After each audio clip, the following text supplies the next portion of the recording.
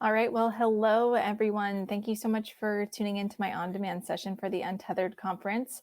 This year, the Untethered conference is focusing in on the future of events, which goes right along with this topic that we're going to be sharing today. So we're going to dive right in, and then I'm going to introduce myself a little bit. But the topic that we are going to be sharing today is the future of fundraising events. So before we dive into that, I'd quickly like to introduce myself. So my name is Mary Davidson, and I am based out of the Seattle, Washington area. And I am the owner and CEO, chief event organizer of an event agency called EP Events, Events with a Purpose, and we plan purposeful events. So we specialize in corporate events, nonprofit fundraisers, and virtual events. I'm also a podcast co-host of the Better Events podcast, which is a podcast for event professionals like yourself, and it's found on all major podcast platforms. And today I'm focusing in on fundraising events because fundraising events, I would say they're my jam. I have over 10 years of fundraising experience in the nonprofit industry in general, and I have worked in various roles within various organizations with lots of limited funds and resources. And so these experiences have taught me the importance of ROI in fundraising events and how to cultivate community, donor relationships, and partnerships all through events. And so a fundraiser, in my opinion, should not be treated like any other event. It should be planned and calculated to raise the most funds through budgeting, navigating your North Star, and procuring donations and partnerships or sponsorships. So the future of fundraising events is critical, especially when considering a hybrid model while still getting the greatest ROI as possible on your event. So today we're going to break this down into 2 questions and provide some tangible tips for you moving forward. This session is great for event professionals that dabble in fundraising events or anyone involved in the nonprofit world, either personally or professionally, or someone who maybe just wants to learn more about the fundraising event world in general. So let's go ahead and get started. So pull up the next slide here. So these are the 2 questions that we're going to be focusing in on today. Are fundraising events the best way to raise money? Will the future of fundraising events adapt with the event industry? And with the increase in expenses during hybrid events, we will discuss the value of fundraising events in the nonprofit world and provide, like I mentioned, tangible tips to amp up your fundraising event success. So we're going to start super basic and just stay here for a moment as we set the stage. So what is a fundraising event? A fundraising event is typically an event that a 501c3 organization or maybe a political organization does to help raise donations for their cause. So these events support relationship building with donors, partners, and sponsors, and they provide the audience with opportunities to be educated about the cause, to be committed, or maybe to recommit to the cause, and also provide them an opportunity to donate and support that cause.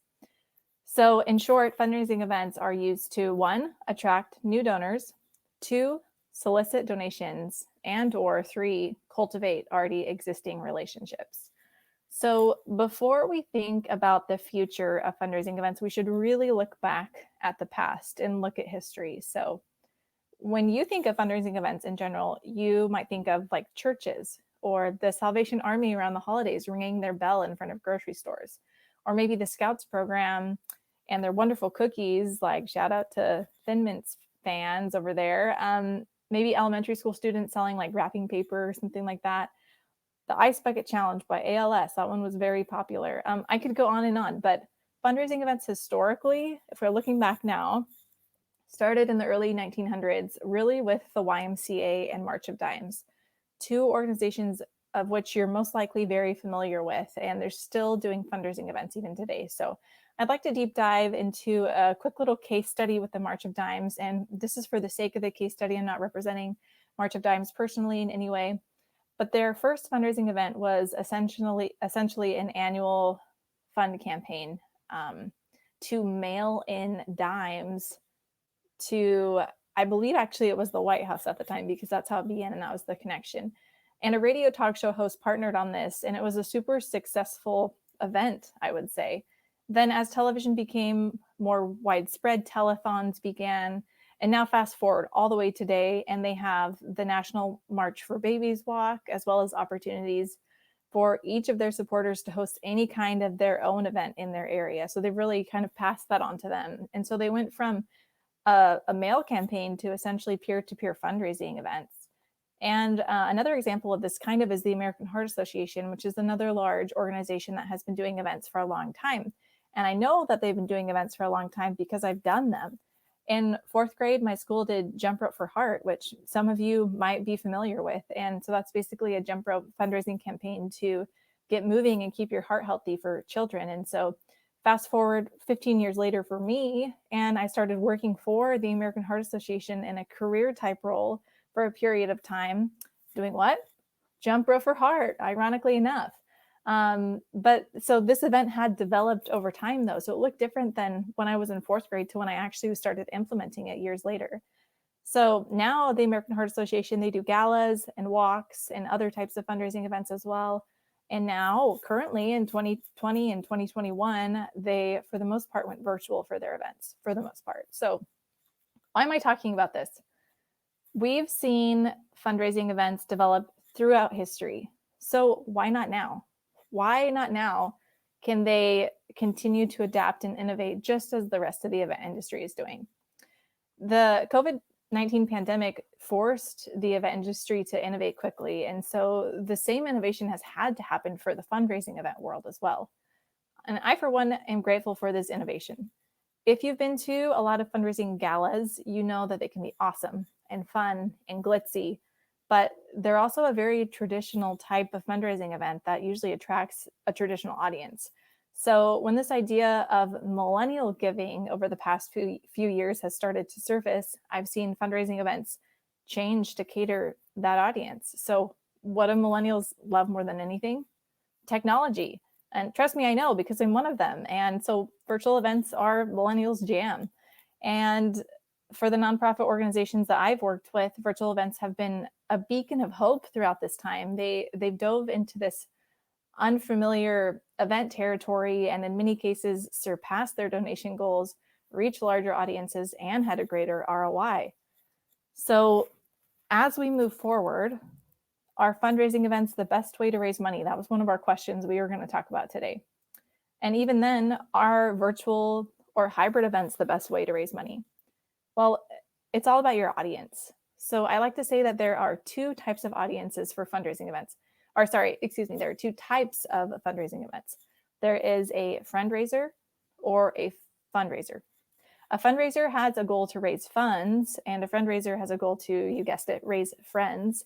Immediate ROI for fundraisers can be a bit worse, but the goal of the event is to gain friends of the cause and cultivate those relationships over time, and with the hope of eventually that they will become financial supporters of the organization. So yes, fundraising events can be a wonderfully successful way to raise money based on your goals and your audience, whether they are fundraisers or friend raisers. So when you're determining the future of fundraising events, if in person, virtual, or hybrid, if they're right for you, you must consider your audiences and what type of event they will attend. So as I mentioned, we asked some questions at the beginning.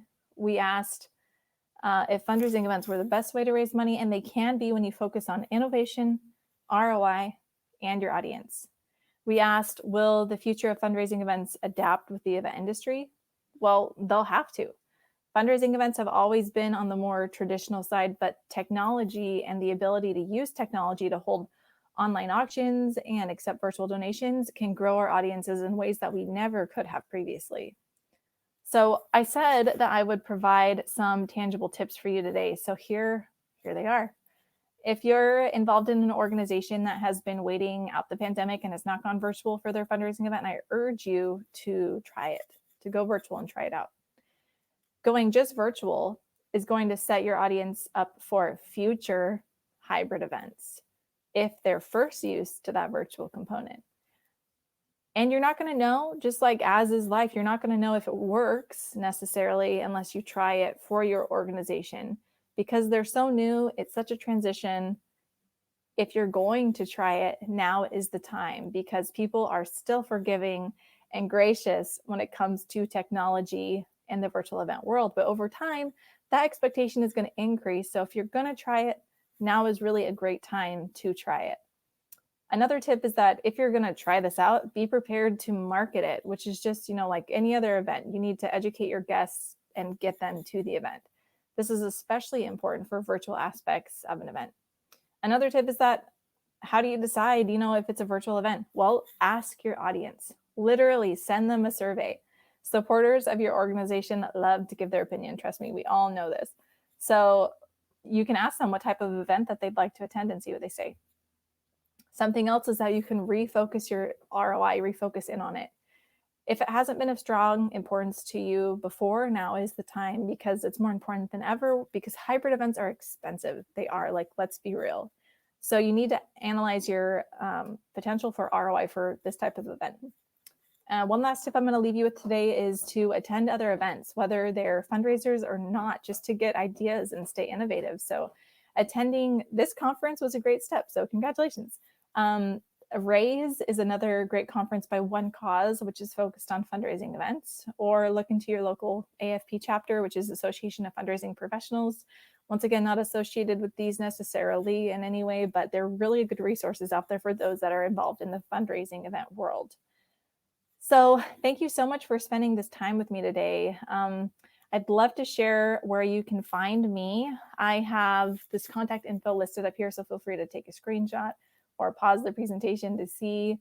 But one of the main goals for myself, my business, and the Better Events podcast that I mentioned that I co-host is community over competition. So this means that we want to build community that is collaborative and supports one another within the event industry. So please reach out. I'd just love to get to know you and see how we can support one another. And so thank you so much for your time. Thank you, Untethered, for giving me this opportunity, and have a great rest of your day, everyone. Thank you.